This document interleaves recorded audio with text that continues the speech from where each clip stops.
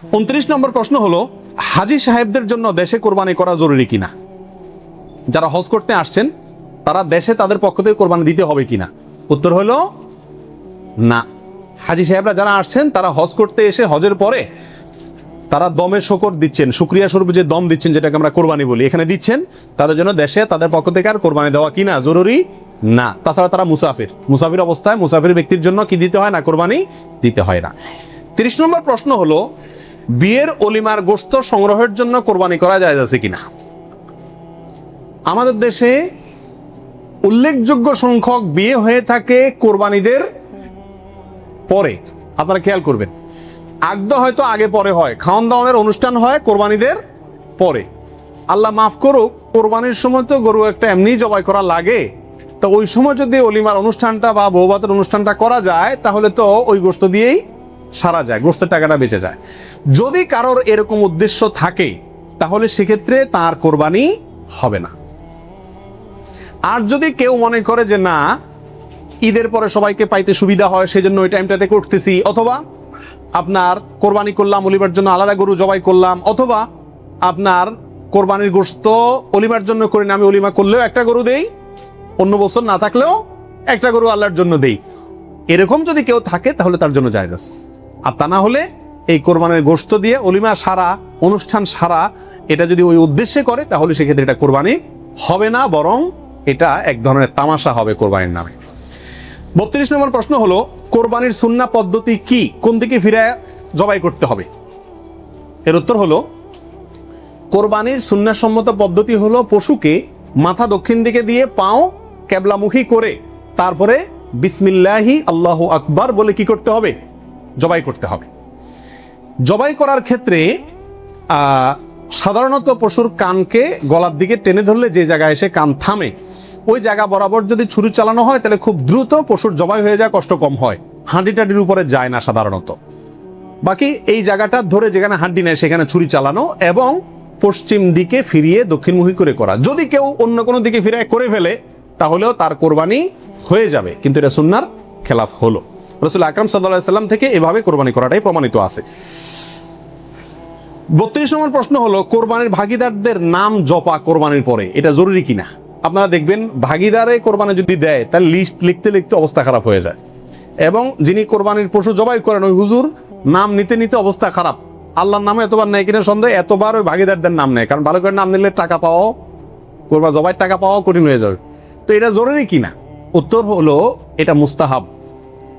কোরবানি করার পরে আল্লাহুম্মা তাকাব্বালহু মিন ফুলান ফুলান ফুলান, আল্লাহ এটাকে অমুকের পক্ষ থেকে নাম ধরে তার পক্ষ থেকে কবুল করুন, এরকম বলাটা মুস্তাহাব, উত্তম। রাসূল আকরাম সাল্লাল্লাহু আলাইহি ওয়াসাল্লাম নিজেও বলেছেন, আল্লাহ এটা আমার পক্ষ থেকে কবুল করেন, এটা আমার উম্মতের পক্ষ থেকে কবুল করেন, আমার পরিবার, এটা আমার উম্মতের পক্ষ থেকে।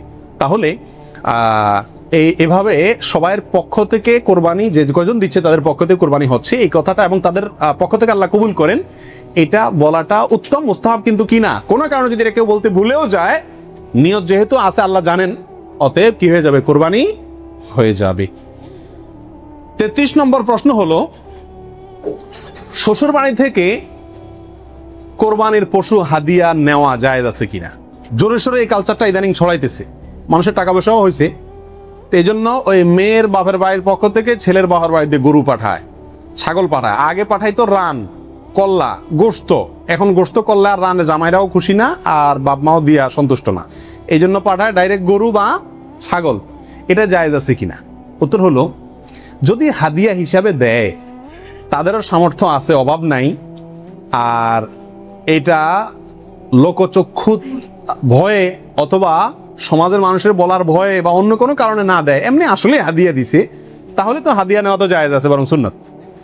কিন্তু যদি এটা হয় যে না দিলে জামাই কি বলবে, জামাইয়ের মা খোঁচাবে, অমুকরা খোঁচাবে, তমুকরা খোঁচাবে, এসব কারণে যদি দেয় তাহলে সেটা গ্রহণ করা জামাইয়ের পরিবারের জন্য কি হবে না?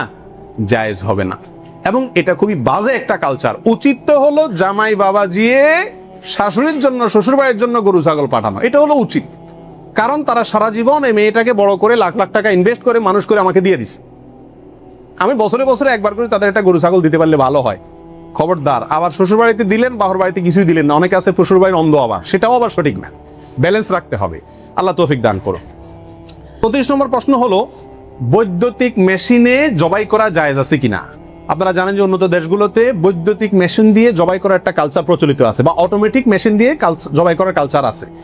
এটা দিয়ে জবাই করলে জবাই হবে কিনা, উত্তর হলো পশু জবাই হওয়ার জন্য শর্ত হলো পশুর নির্দিষ্ট কয়েকটা রগ আছে, রগগুলা কাটা যেতে হবে এবং রক্ত প্রবাহিত হইতে হবে। যদি কোনো বৈদ্যুতিক শক ইত্যাদির মাধ্যমে পশুকে দুর্বল করে ফেলা হয়, যে দুর্বল করার ফলে অনেক সময় বাঁচে কিনা এটাই সন্দেহ হয়, এরপরে ছুরি চালানো হয়, তাহলে ওই পশু দিয়ে কোরবানি করা জায়েজ হবে না, কারণ যে দুর্বল বানায় তাকে কি করা হচ্ছে, জবাই করা হচ্ছে, বিধায় এটা জায়েজ নাই। আর যদি ছুরি দিয়ে করা হয় এবং মানুষের হাত না লাগে এবং বিসমিল্লাহ বলা হয়, মুসলমানে সুইচ চালায়, তাহলে সেক্ষেত্রে ছুরি দিয়ে যদি জবাই হয়, কাটা যায়, তাতে কি হবে, কোরবানি হয়ে যাবে ইনশাআল্লাহ এবং জবাই বিশুদ্ধ হবে। 35 নম্বর প্রশ্ন হলো, জবাইয়ের সময় বিসমিল্লাহ বলতে যদি কেউ ভুলে যায় তাহলে কি করবে। এর উত্তর হলো, নিজের পশু তো নিজে জবাই করা উত্তম। যারা প্রফেশনাল জবাই করেন মৌলভী সাহেবরা, তারা তো ভুলের কথা না, কারণ তাদের অভ্যাসই আছে। নিজেটা নিজে করতে গেলে ডরে ভয়ে ভুলেও যেতে পারে। যদি কেউ ভুলে যান, ভয়ের কোনো কারণ নাই। মুসলমান যদি ভুলেও যায়, তবুও সেই পশু হালাল হবে, খাওয়া হারাম হবে না। ইচ্ছাকৃত যদি কেউ বিসমিল্লাহ না বলে, সেটা ভিন্ন কথা, সেটা সমস্যা আছে। কিন্তু ভুলে যদি বিসমিল্লাহ না বলে, তাতে পশু হালালই থাকবে, হারাম হবে না ইনশাআল্লাহ। 36 নম্বর প্রশ্ন হলো, কোরবানিকারীকে কি চুল, নখ ইত্যাদি কাটা থেকে বিরত থাকতে হবে। উত্তর হলো হ্যাঁ। নবী রাসূলুল্লাহ সাল্লাল্লাহু আলাইহি ওয়াসাল্লাম বলেছেন, মান আরাদা আন ইউদাহিয়া, যে ব্যক্তি কোরবানি করার ইচ্ছা রাখে, পোষণ করে, ফালা ইয়াখুজ মিন শা'রিহি ওয়া আযফারিহি শাইআ, সেই জন্য তার নখ, চুল ইত্যাদি কোনো কিছুতে হাত না দেয়। কোরবানির ঈদের 10 দিন আগে, চাঁদ যেদিন উঠবে ওই দিন থেকে নিয়ে ঈদের দিন পর্যন্ত এগুলো করা যাবে না। কি করা যাবে না, চুল, নখ ইত্যাদি কাটা যাবে না, কাটবে না কোরবানিকারী ব্যক্তি। কোরবানি দেওয়ার পরে চুল, নখ ইত্যাদি কাটবে, এটা খেয়াল রাখা উচিত। 37 নম্বর প্রশ্ন হলো, কোরবানিকারী ব্যক্তি এই 10 দিন দাড়ি শেভ করতে পারবে কিনা। জটিল একটা প্রশ্ন। কোরবানি করবেন, বাকাওয়াতি করবেন, খুব ভালো কথা, জায়গায় এসে ধরা গেছেন, দাড়ি শেভ করতে পারবেন কিনা। উত্তর হলো না। দাড়ি তো কোরবানি করলেও শেভ করা যাবে না, না করলেও শেভ করা যাবে, এটা তো সর্বাবস্থায় চাঁচা হারাম। সেক্ষেত্রে কোরবানির এই সিজনগুলোতে এসে গুরুত্বটা আরো বাড়ে। একে তো এমনি হারাম, আবার কোরবানি করছেন, সেজন্য নবী সাল্লাল্লাহু আলাইহি ওয়াসাল্লাম বলছেন আপনি যেন না ধরেন, এগুলোতে হাত না দেন। তাহলে কোরবানি করার যদি ইচ্ছা থাকে, আল্লাহকে সন্তুষ্ট করতে আসলেই মনে চান, তাহলে এই 10 দিন দাঁড়িয়ে কি করতে পারবেন না, শেভ দিতে পারবেন না। খোঁচা খোঁচা দাঁড়িয়ে নিয়ে কি করতে হবে, মসজিদে যেতে হবে। কোরবানি দেওয়া শেষ, এবার কি করতে পারবেন, দাঁড়িয়ে শেভ করতে পারবেন না, তাও যাবে না। আল্লাহ আমাদের বোঝার তৌফিক দান করুন। 38 নম্বর হলো, কোরবানির গোশত দিয়ে দিনের প্রথম খানা খেতে হয়, এই কথাটা কতটুকু সঠিক। উত্তর হলো পুরাই সঠিক। রাসূল আকরাম সাল্লাল্লাহু আলাইহি সাল্লাম থেকে বর্ণিত হয়েছে যে তিনি ঈদুল আজহাতে, ঈদুল ফিতরের ব্যতিক্রম করতেন। ঈদুল ফিতরে কিছু একটা মিষ্টি খেয়ে, খেজুর টেজুর খেয়ে তারপর ঈদগাহে যেতেন, আর ঈদুল আজহাতে সারাদিন কিছু খেতেন না, কোরবানির পশুর গোশত দিয়ে প্রথম খানা খেতেন দিনের। অতএব আপনি গরু দেন, ছাগল দেন, যেটা দিয়ে কোরবানি করেন, দিনের প্রথম খানা কি দিয়ে হওয়া উত্তম, ওই গোশত দিয়ে হওয়া উচিত। গোশতটা তো আল্লাহকে দিয়ে দিয়েছেন, আল্লাহর নামে জবাই করছেন, আল্লাহ আপনাকে হাদিয়া দিয়েছেন, এই জন্য আল্লাহর হাদিয়ার আগে একটু পেটটা খালি রাখেন, আকর্ষণ করে খান, তাহলে ইনশাআল্লাহ সেটা আপনার জন্য, আপনার আল্লাহর হাদিয়াকে আপনি মূল্যায়ন করলেন, সেটা প্রমাণ হবে। 39 নম্বর প্রশ্ন হলো, পশুর রক্তে নাকি আরোগ্য আছে, কোরবানির পশুর রক্তে, এই কথাটা কতটুকু সঠিক। কোন কোন এলাকাতে আমি নিজের চোখে বহুবার দেখার দুর্ভাগ্য হয়েছি, অনেকে দেখা যায় কোরবানির পশু জবাই করার সময় রক্তগুলা একটা বাড়িতে করে নিয়ে যায় গরম গরম, এরপরে নিয়ে পোলা পানিরে খাওয়ায়। এটা খাওয়াইলে বলে অনেক রোগ বালাই ভালো হয়। বুঝাচ্ছে কথা, এটা সম্পূর্ণ কুসংস্কার। কোরবানির পশুতে কোনো আরোগ্য নাই, এটা ভুল ধারণা, এটা থেকে বেঁচে থাকা উচিত। 40 নম্বর প্রশ্ন হলো, পশুর জান যাওয়ার আগে কি চামড়া ছিলা জায়েজ আছে। উত্তর হলো না, কঠোরভাবে নিষেধ। আমাদের দেশে কসাইরা এবং যারা চামড়া ছিলে, নিজেরা অনেক সময় দেখা যায় জান এখনো পুরো বাইর হয় না, রু বাইর হয় না, তার আগেই ওই পায়ের রগ কাটা শুরু করে, চামড়া ছিলা শুরু করে, পুরো নাড়াছাড়া করে। এটা জায়েজ নাই, এটা গুনাহের কাজ। আপনি কোরবানি করছেন ইবাদত, অথচ গুনাহ হচ্ছে সাথে। নবী সাল্লাল্লাহু আলাইহি ওয়াসাল্লাম বলেছেন, ইন্নাল্লাহা কাতাবাল ইহসানা আলা কুল্লি শাই, আল্লাহ সব বিষয়ের প্রতি ইহসান করার নির্দেশ করেছেন। অতএব ফাইদা কাতালতুম ফাআহসিনুল কিতলাতা ওয়া ইযা যাবাহতুম ফাআহসিনুজ যাবিহাতা, তোমরা যখন কোনো পশুকে জবাই করবে, তখন এই পশুর প্রতি রহম করিও, ভালো করে ধারটা দিয়ে নিবেন, নবী সাল্লাল্লাহু আলাইহি ওয়াসাল্লাম বলছেন, যাতে করে তার রূহ বের হইতে কষ্ট না হয়। সেখানে জীবিত অবস্থায় এখনো মরে নাই, আপনি চামড়া ছিলা শুরু করে দিলেন, এটা খুবই অন্যায় এবং জুলুম। কোনো পশু কষায় যদি করে, তাকে থামাই দিবেন যে রূহ যেতে দাও, তারপরে হাত দাও। 41 নম্বর প্রশ্ন হলো, কোরবানি আর আকিকা এই দুটো একসাথে দেওয়া যাবে কিনা, এটা কমন প্রশ্ন আমাদের সমাজে। এর উত্তর হলো, অনেক উলামায়ে কেরামের মতে দেওয়া যাবে, ফতোয়া শামী ইত্যাদিতে তাই লেখা আছে যে দেওয়া যাবে কোরবানি আর আকিকা একসাথে। একই গরুর মধ্যে। আর অনেক উলামার মধ্যে দেওয়া যাবে না। এর ভিতরে আপনার পাকিস্তানের খুব নামকরা মুফতি ছিলেন মুফতি রশিদ আহমদ রাহমাহুল্লাহ, আসনানুল ফতোয়ার লেখক। তিনি হানাফি মাযহাবের বড় উলামা ইকরামের মধ্যে থেকে তিনি কঠোরভাবে এর বিরুদ্ধে করেছেন এবং বলেছেন কোন অবস্থাতেই কোরবানি আর আকিকা একসাথে মিক্স করা যায় না, উচিত না। কারণ কোরবানি একটা ইবাদত, আকিকা আরেকটি ইবাদত। আর তাছাড়া গরু এক অংশে একাধিক ব্যক্তি দিতে পারবে, এটা কোরবানির ক্ষেত্রে নবী সাল্লাল্লাহু আলাইহি ওয়াসাল্লাম বলছেন, আকিকার ক্ষেত্রে বলেন নাই। সেই জন্য কোরবানি এবং আকিকা পৃথক হওয়া উচিত। একই দিনে হতে পারে, কিন্তু গরুর অংশে কোরবানির না, এই আকিকার কারণ নামের অংশ থাকা উচিত না। এই মতটা বেশি শক্তিশালী এবং বেশি সতর্কতামূলক। 42 নম্বর প্রশ্ন হলো, ভিন্ন দেশে কোরবানি করা যাবে কিনা? আপনি এই দেশে আছেন, আপনার কোরবানি দেশে আপনার পক্ষ থেকে হলো, এটা জায়েজ আছে কিনা? উত্তর হলো আছে। এটা কোনো কোনো ক্ষেত্রে উত্তম হয় যদি আপনার উদ্দেশ্য হয় এমন যে ওখানে আরো বেশি অভাবী মানুষ আছে, আমি তাদেরকে গোশত দেব। কিন্তু সবসময় এটা হওয়া উচিত না। প্রবাসীরা যেখানে আছেন সেখানেও কোরবানির কালচার চালু করা উচিত। আমার জানা মতে প্রবাসী যারা আছেন, লক্ষ লক্ষ প্রবাসী, সবাই কোরবানি দেওয়ার সামর্থ্য আছে। এদের 10% লোকও এখানে কোরবানি দেয় না। কারণ কোরবানি দিলে আমার গোশত খাবে কে? দান্দা হলো গোশতের দিকে। এটা সব যদি মনে করে তাহলে তো যেখানে থাকি সেখানেই দেওয়া উচিত। এটা হলো মূল বিধান। অন্য জায়গায় আপনি দিবেন যদি সেখানে দিলে বেশি সওয়াব হয়। অবশ্যই গ্রামে আমাদের দেশে গরিব বেশি, সেই হিসাবে সেখানে গোশত দিলাম, সেই নিয়তে দিলেন, ঠিক আছে। কিন্তু আপনি এই নিয়তে দেন যে আমি এখানে গোশত যদি কোরবানি দেই তাহলে গোশত সব হাতে বুতে খাইব, আমার পরিবারের লোকজন তো পাইবো না। এই নিয়ত যদি হয় তাহলে সেটা কিন্তু অন্যায় এবং ভুল। 43 নম্বর প্রশ্ন হলো, ভিন্ন দেশে কোরবানি করলে কোন সময়ের দিকে খেয়াল করে কোরবানি করবে? কথার কথা, আপনার কোরবানি দেশে হচ্ছে, তো এখানে যদি একদিন আগে পরে চাঁদ দেখা দেখি হয়, টাইম আগে পরে হয়, তাহলে কোন হিসাবে করবে? আপনার সময় না তাদের সময়? আপনার কোরবানি কিন্তু। এর উত্তর হলো, যেই দেশে কোরবানি হচ্ছে, পশু যেখানে আছে সেখানকার সময় দেখে কি করতে হবে? কোরবানি করতে হবে। আপনার এখানে ঈদের নামাজ হয়েছে কি হয় না সেটা দেখা দেখির দরকার নাই। 44 নম্বর প্রশ্ন হলো, কোনো কারণে কোরবানি করতে না পারলে, পশু কিনছেন কিন্তু কোরবানি করতে পারেন না, করবেন কি? উত্তর হলো যে পরবর্তীতে কি করে দিবেন? আপনি সদকা করে দিবেন। মৃত ব্যক্তির নামে কোরবানির বিধান কি? একটু আগে যেটা বললাম, অর্থাৎ শুধু মৃত ব্যক্তির নামে আলাদা কোরবানি দেওয়া যায়, অনেক উলামা ইকরাম বলেন। কিন্তু অনেক উলামা ইকরাম বলেন যারা মৃত ব্যক্তির সাথে জীবিত ব্যক্তির সাথে মৃত ব্যক্তিকে যোগ করে দেওয়া যাবে। আপনি একটা ছাগল দিলেন, বলেন যেটা আল্লাহ আমার এবং আমার মৃত বাবার পক্ষ থেকে, এভাবে করা যাবে। আর নবী আলাইহিস সালাম একটি ছাগল তার পুরো উম্মতের পক্ষ থেকে দিয়েছেন, জীবিত মৃত সবাই মোটামুটি এর ভিতরে শামিল। 48 নম্বর গেল। 46 নম্বর হলো, কোরবানির পশুর চামড়ার বিধান কি? উত্তর হলো, কোরবানির পশুর চামড়া এটা নিজে ব্যবহার করতে পারলে সেটা করা উচিত। চামড়া প্রসেস করে ব্যবহার করতে পারলে এটা করা উচিত। কোথাও কোথাও মানুষ খায়, যদি খাইতে পারেন চামড়া পরিষ্কার করে সেটাও আপনার জন্য ঠিক আছে। কিন্তু কোরবানির পশুর চামড়া বিক্রি করা হয় আমাদের দেশে বেশিরভাগ ক্ষেত্রে, এই কাজটা অনুত্তম কাজ, অনুচিত কাজ। কেন? কারণ কোরবানির গোশত এটাও বিক্রি করে আপনি টাকাটা দানে করে দিলেন, কিন্তু এটা উচিত না, বিক্রি করবেন না। আপনি হয় সরাসরি গোশত দিবেন, আনা নিজে খাবেন, দুটার একটা। বিধায় কোরবানির পশুকে আপনার কোনোভাবেই এটার কোনো অংশকে বিক্রি করে তারপর টাকাটা আপনি দানে করে দিলেন, কিন্তু বিক্রি করার দিকে না যাওয়াটাই উচিত। সরাসরি ওই জিনিসটা দান করলে সেটাই বেস্ট। 47 নম্বর প্রশ্ন হলো, কোরবানির পশুর কোনো অংশ বিক্রি করা জায়েজ আছে কিনা? চামড়ার ক্ষেত্রে এই কথা চলে আসছে অনেকাংশে, তাও পৃথক করে বলতে হয় যে না, কোরবানির পশুর গোশত, হাড্ডি, বুড়ি কোনো কিছু বিক্রি করা যিনি কোরবানি করছেন তার জন্য জায়েজ নাই, উচিত নাই।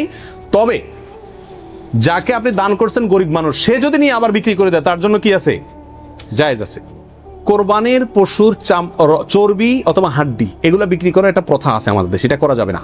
কোরবানির ঈদের আমি খেয়াল করছি ভ্যানালারা বাইর হয়, অতিরিক্ত চর্বিগুলো আছে এগুলো কেজি দরে কিনে, হাড্ডি কিনে এগুলাকে বিভিন্ন কাজে ব্যবহার করা হয়। তো আমাদের জন্য এগুলো বিক্রি করে নিজে খাওয়ার তো প্রশ্নই ওঠে না। যদি বিক্রি করে ফেলেন তাহলে এটা দান করে দিতে হবে গরিবকে। আর বিক্রি না করে ওটা হয় এমনি আল্লাহর রাস্তায় কাউকে দিয়ে দিবেন, আর না হলে নিজে খাবেন, ব্যবহার করবেন, বিক্রি করবেন না। 48 নম্বর প্রশ্ন হলো, কোরবানির গোশত কিভাবে বন্টন করবেন, কয় ভাগ করবেন? এর উত্তর হলো, কোরবানির পশু 3 ভাগে বন্টন করা উলামা ইকরাম মুস্তাহাব বলেছেন, কিন্তু কোন হাদিসে এর ক্ষেত্রে আলাদা করে এভাবে নির্দেশ করা হয় যে 3 ভাগ করতে হবে। আল্লাহ কোরআনে বলছেন যে ফাকুলু মিনহু, তোমরা কোরবানির পশু থেকে নিজেরা খাও, ওয়া তাইমু আল কানিআ ওয়াল মুতাররা, ধনী গরিব সবাইকে দাও। তাহলে ধনী গরিব 2 ভাগকে দাও, আবার নিজে খাও, 3টাই হয়ে গেল এখানে। এর থেকে 3 ভাগ মোটামুটি ভাবে ইঙ্গিতে বোঝা যাচ্ছে, কিন্তু এটা কোনো জরুরি কিছু না। আর সহিহ মুসলিম হাদিসে আছে নবী সাল্লাল্লাহু আলাইহি ওয়াসাল্লাম বলেছেন তোমরা নিজেরা খাও, আবার রেখেও দাও, আবার দানও করো, অর্থাৎ 3টা করা যাবে। আবার সহিহ মুসলিমের আরেক বর্ণনায় আসছে তোমরা খাও এবং মানুষকে খাওয়াও। তাহলে বোঝা গেল নিজে খাওয়া অন্যকে দান করা সবগুলাই উত্তম এই কোরবানির গোশতের ক্ষেত্রে। 49 নম্বর প্রশ্ন হলো সমাজের ভাগ বলে একটা ভাগ প্রচলিত, যেটা জায়েজ আছে কিনা। অনেক এলাকাতে কোরবানি করার পরে সমাজের ভাগ উঠায় নেয় জোর করে বা বলা ছাড়া, জোর করা লাগে না, এমনি সবাই দেয়। এটা জায়েজ আছে কিনা? উত্তর হলো এটা উচিত না, এটা অন্যায়। কেন? কারণ আমরা 5 জন মিলে একটা গরুতে অংশগ্রহণ করলাম, দিলাম, এখন সমাজে এক ভাগ নিয়ে তাদের মতো গরিবকেই দিল তারা, কিন্তু আমার হয়তো অন্য গরিব আছে, আত্মীয় স্বজন, আমি তাদেরকে দেবো, কিন্তু তারা তো তাদের মতো দিচ্ছে। এটা উচিত না। আমার গোশতটা আমি কি করবো না করবো সম্পূর্ণ আমাকে স্বাধীনতা দিয়েছে ইসলাম, বিধায় সেখানে এরকম অঘোষিতভাবে চাঁদাবাজি বা হয়তো অনেকে সন্তুষ্ট হয়ে দেয়, কিন্তু কারোর মনে অসন্তুষ্ট থাকতে পারে। যদি থাকে তাহলে এটা জটিলতা দেখা দিবে। এই জন্য কি হবে না, এটা উচিত হবে না। যার যাটা তাকে ভাগ করতে দেওয়া উচিত এবং উত্তম। 50 নম্বর প্রশ্ন হলো কোরবানির পশু অমুসলিমকে দেওয়া যাবে কিনা। উত্তর হলো কোরবানির গোশত অমুসলিমকে খাওয়ানো যাবে, অসুবিধা নেই, শরীয়তে কোথাও নিষেধাজ্ঞা নাই, অমুসলিমকেও খাওয়ানো যাবে। 51 নম্বর প্রশ্ন হলো কোরবানির গোশত 3 দিনে বেশি রাখা জায়েজ আছে কিনা। উত্তর হলো জায়েজ আছে, 3 দিনে বেশি রাখা যাবে না এমন কোনো কথা নাই। 52 নম্বর প্রশ্ন হলো কোরবানির গোশত শুকায় রাখা জায়েজ আছে কিনা। যে এলাকায় ফ্রিজ নাই তারা শুকায় রাখতে পারবে কিনা। অনেকে বলেন আমাদের দেশে যে কোরবানির গোশত কি কারণ যায় না, শুটকি বানানো যায় না, এতে গরুর কষ্ট হয়, পশুর কষ্ট হয় বা গুনাহ হয়। এগুলা মন গড়া কথাবার্তা, এটা সঠিক নয়। বরং যে কোনো ভাবে আপনি চাইলে কি করতে পারবেন, গোশত রাখতে পারবেন। আল্লাহ সুবহানাহু ওয়া তাআলা আমাদের সবাইকে বিশুদ্ধ রূপে সঠিকভাবে কোরবানি করার তৌফিক দান করুন।